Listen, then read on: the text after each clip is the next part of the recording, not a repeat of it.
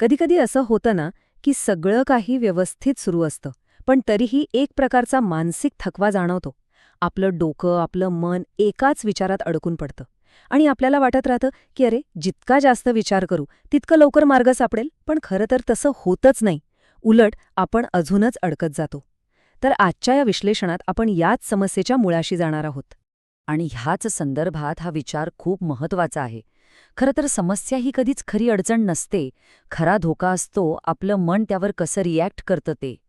आपली एनर्जी प्रॉब्लेममुळे नाही संपत, तर आपलं लक्ष त्या प्रॉब्लेमवर सतत अडकून राहतं ना, त्यामुळे संपते.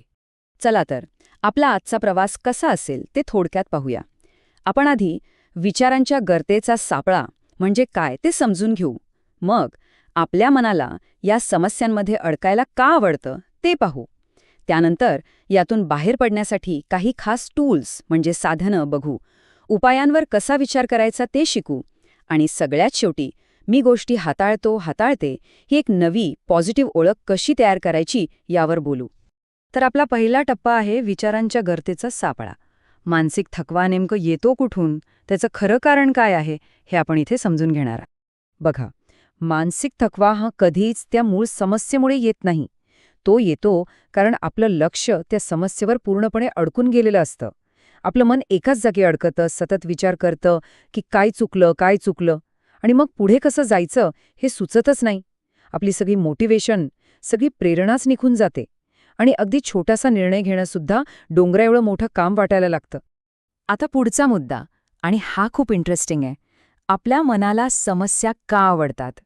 हे ऐकायला थोडं विचित्र वाटेल, बरोबर? पण आपण या चक्रात का अडकतो यामागे एक अनपेक्षित कारण आहे.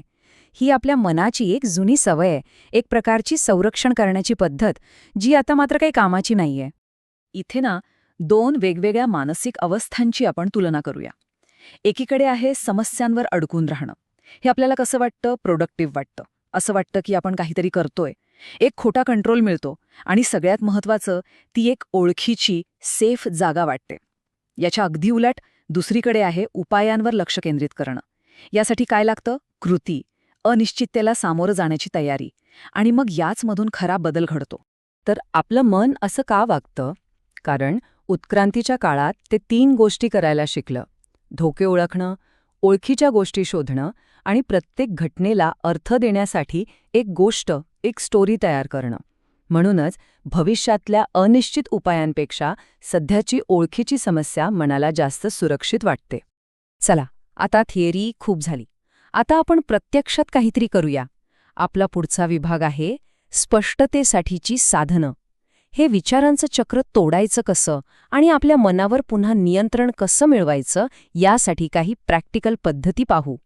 यातलं सगळ्यात पहिलं आणि महत्त्वाचं साधन आहे तथ्य आणि गोष्ट यातला फरक ओळखणं. तर तथ्य म्हणजे काय? तथ्य म्हणजे एक अगदी न्यूट्रल, तटस्थ घटना. अशी गोष्ट जी कोणीही पाहू शकतं. विचार करा, एक कॅमेरा जे काही अर्थ न लावता रेकॉर्ड करेल, ते झालं तथ्य. आणि मग येते गोष्ट. गोष्ट म्हणजे काय? तर त्या तथ्याला, त्या फॅक्टला आपल्या मनाने दिलेला भावनिक अर्थ. जे काही घडलं त्याचं आपल्या मनाने केलेलं इंटरप्रिटेशन. आपलं मन काय करतं? त्या तथ्यावर क्षणात एक इमोशनल स्टोरी रचतं. उदाहरण, हे नेहमी माझ्या बाबतीतच घडतं. ही झाली गोष्ट. मग आता या दोन्हीला वेगळं कसं करायचं? यासाठी 3 सोप्या स्टेप्स आहेत. पहिली स्टेप, जी काही वस्तुनिष्ठ घटना आहे, जे तथ्य आहे, ते स्पष्टपणे सांगा.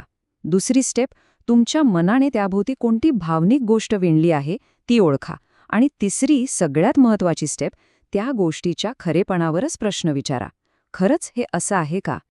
आणि लक्षात ठेवा, या सगळ्याचा पाया एका खूप महत्त्वाच्या तत्वावर आहे. कोणताही उपाय शोधण्याआधी आपलं मन शांत करणं हे अत्यंत गरजेचं आहे. जोपर्यंत मन शांत नाही, भावनिक नियंत्रण नाही, तोपर्यंत समस्येचं निराकरण होऊच शकत नाही. कारण एक अस्थिर मन कधीच स्पष्ट उपाय शोधू शकत नाही. ओके, तर मन शांत झाल्यावर पुढची पायरी काय? ती आहे उपायांच्या दिशेने विचार करणे. इथे आपण स्वतःला असे प्रश्न विचारायला शिकणार आहोत जे आपल्याला पुढे घेऊन जातील, अडकवून ठेवणार नाहीत. बघा, काही प्रश्न असे असतात जे आपल्याला त्याच गर्तेत अडकवून ठेवतात. आपण सगळेच कधी ना कधी हे प्रश्न स्वतःला विचारतो. हे माझ्यासोबतच का होतंय? माझ्यात काय कमी आहे? हे इतकं अवघड काय आहे? या प्रश्नांमधून काय मिळतं? काहीच नाही, फक्त विचारांचं चक्र आणि स्वतःला दोष देणं. याउलट काही प्रश्न असे आहेत जे आपल्याला खरंच पुढे घेऊन जातात. फॉर एक्झाम्पल, ठीक आहे, जे झालं ते झालं, पण आता माझ्या कंट्रोलमध्ये काय आहे? किंवा सध्या मी पुढचं एक छोटंसं पाऊल कोणतं उचलू शकेन? किंवा या परिस्थितीला सामोरं जाण्यासाठी मला काय करायला हवं? हे प्रश्न तो सगळा भावनिक गोंधळ बाजूला सारतात आणि आपल्याला पुन्हा कृती करण्याची ताकद देतात. आणि हा मुद्दा खूप महत्वाचा आहे. स्पष्टता कधीच कृती करण्याच्या आधी येत नाही. ती कृती केल्यामुळे येते. अनेकदा आपण स्पष्टता येण्याची वाट बघत बसतो, पण तसं होत नाही. तुम्ही एक छोटंसं पाऊल उचला, मग पुढचा मार्ग आपोआप दिसायला लागतो. मोमेंटम बनतो आणि मग स्पष्टता येते. आता आपण आपल्या विश्लेषणाच्या शेवटच्या पण सगळ्यात महत्त्वाच्या भागाकडे आलो आहोत. तो म्हणजे मी गोष्टी हाताळते ही ओळख तयार करणे. कारण बघा, खरा आणि कायमचा बदल फक्त टेक्निक शिकून होत नाही. तो होतो जेव्हा आपण आपली मूळ ओळखच बदलतो. हे वाक्य लक्षात ठेवा. आपलं वर्तन आपल्या ज्ञानामुळे नाही, तर आपल्या ओळखीमुळे तयार होतं. जेव्हा परिस्थिती कठीण होते, तेव्हा आपल्याला काय माहीत आहे यावर आपण वागत नाही, तर आपण स्वतःला कोण समजतो, आपली आयडेंटिटी काय आहे, त्यानुसार वागतो. म्हणूनच सोल्युशनवर, उपायांवर लक्ष केंद्रित करणारं मन एक खूप साधी पण शक्तिशाली ओळख स्वीकारतं. ती म्हणजे मी एक अशी व्यक्ती आहे जी गोष्टी हाताळतो. बस. आता या तक्त्यामध्ये पाहूया की या दोन ओळखींमध्ये नेमका काय फरक आहे. जी प्रॉब्लेम आयडेंटिटी आहे तिच्यासाठी कोणतीही अडचण म्हणजे थांबण्याचा सिग्नल असतो. पण सोल्युशन आयडेंटिटीसाठी तीच अडचण म्हणजे प्रगती करण्याची संधी असते. प्रॉब्लेम आयडेंटिटीसाठी चुका म्हणजे अपयश, तर सोल्युशन आयडेंटिटीसाठी चुका म्हणजे नवीन माहिती, पुढच्या वेळी सुधारणा करण्याची संधी. तर आजच्या चर्चेचं सार काय? स्पष्टता ही अशी काही गोष्ट नाहीये जी आपल्याला अचानक सापडेल. नाही, ही एक प्रॅक्टिस आहे, एक सराव आहे. आपल्याला तो रोज सातत्याने करावा लागतो. स्पष्ट विचारसरणी हे एक कौशल्य आहे जे सरावानेच मिळतं. तर मग आता एकच प्रश्न राहतो. आज, आत्ता, या क्षणी तुम्ही पुढचं एक छोटंसं पाऊल कोणतं उचलू शकता? कारण लक्षात ठेवा, खरी स्पष्टता विचारांनी नाही, तर कृतीने येते.